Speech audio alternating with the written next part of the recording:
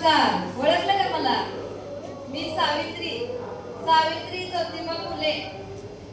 नायगाव माझं मायार, शिरवळ जवळच्या सातारा रोडला माझं मायार.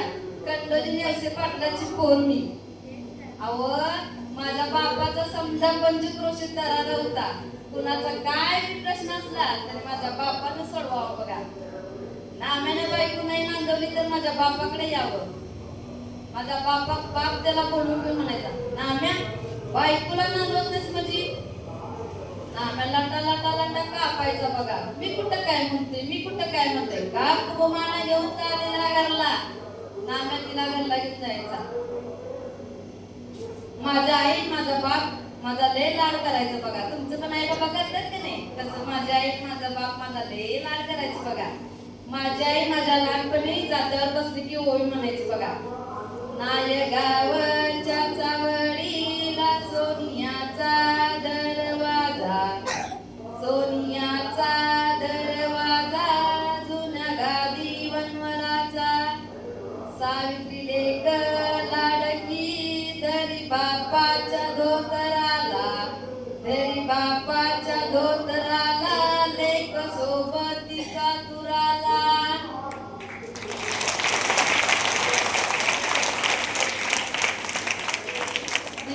जाता जाता मी मोठी झाली बघा. 30 मान जाता जाता मी मोठी झाली.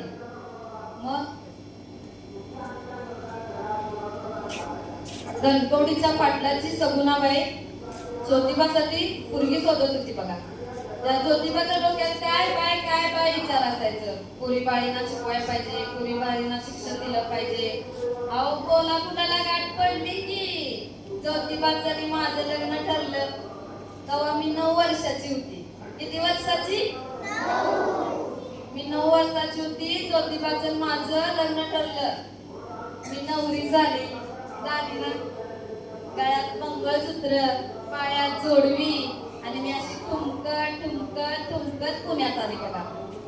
पुण्यात आली. तुमच्या घरात बघते तर काय, इकडून ठेवलेली पुस्तकं, इकडून ठेवलेली पुस्तकं, पाठीमागून ठेवलेली पुस्तकं. बाबा म्हणलं जणू काय पुस्तकच खातो का काय?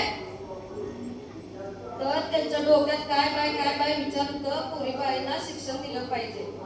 हे मला म्हणायला लागलं, सावित्री पुरी बाईंची परिस्थिती आज लय वंगाळ आहे. तू पहिलं पाऊल टाक.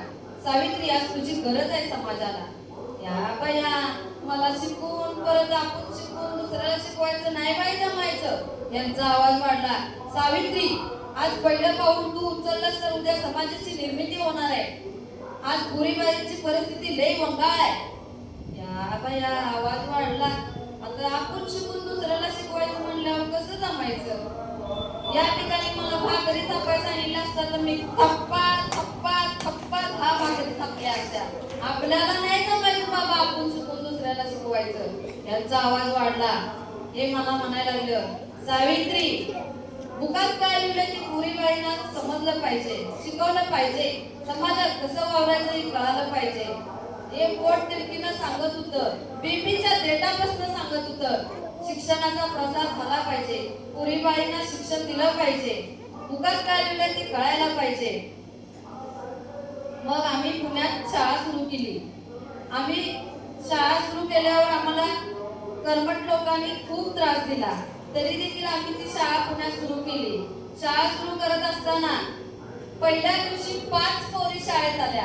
किती पोरी आल्या? 5.